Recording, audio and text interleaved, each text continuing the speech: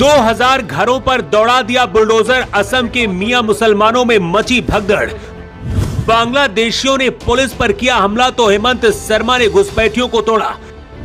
असम से मियां मुसलमानों को उखाड़ फेंका। सीएम हेमंत के फैसले से मचा हड़कंप। ऐसे ही नहीं, असम के मुख्यमंत्री को दूसरा योगी कहा जाता है।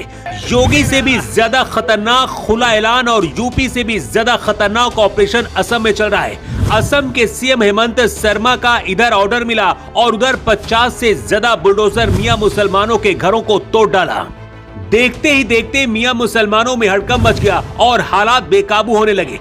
तस्वीरें देखकर कश्मीर से बांग्लादेश तक हैरान है, लेकिन लोग कह रहे हैं कि देश के बाकी जगहों पर इसी तरह ही कार्रवाई होनी चाहिए। बांग्लादेश से घुसपैठी सबसे ज्यादा अगर किसी प्रदेश को प्रभावित करते हैं तो वो है बांग्लादेश और असम।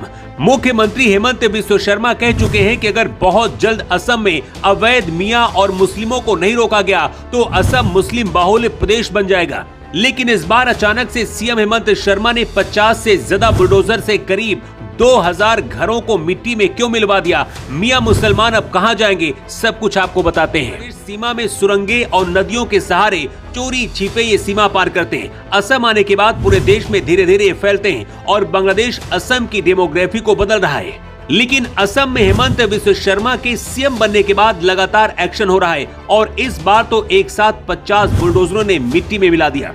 बताया जा रहा है कि मियां मुसलमानों के करीब 2000 परिवारों ने वन भूमि पर अतिक्रमण किया था। सरकार का अब तक का बेदखली अभियान शांतिपूर्ण रहा है, जिसमें से 152 परिवारों के मामले गुवाहाटी हाईकोर्ट में लंबित हैं। असम में अतिक्रमण करने वाले लगभग सभी परिवार बांग्लादेश से आए और अवैध घुसपैठी हैं, जो बंगाली मुस्लिम समुदाय के हैं, जिन्हें असम में मियां कहा जाता है। असम सरकार के अतिक्रमण हटाने के लिए 50 से ज्यादा बुलडोजर तैयार किए और इसके बाद मियां मुसलमानों की बस्ती को मिट्टी में मिलाया गया। ये सब कुछ अचानक नहीं हुआ, बल्कि लंबे समय से मुख्यमंत्री हेमंत बिस्वा शर्मा अल्टीमेटम देते रहे कि मियां मुसलमानों से असम को खाली करवा देंगे और घुसपैठियों से भी असम को मुक्त कराया जाएगा।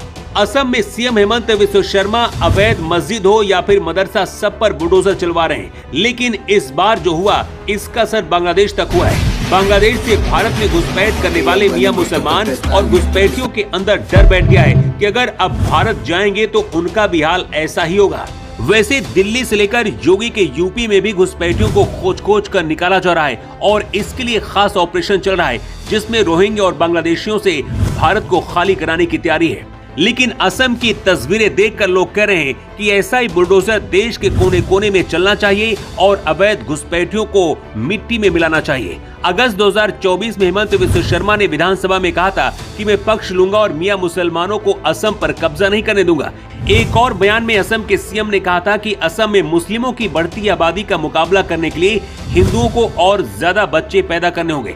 इसी तरह से पिछले महीने दिसंबर 2025 में हेमंत बिस्वा शर्मा ने कहा था कि भले ही वो मुस्लिम महिलाओं के कल्याण के लिए 1 लाख की योजना लेकर आ जाएं, फिर भी ये समुदाय मुझे वोट नहीं करेगा।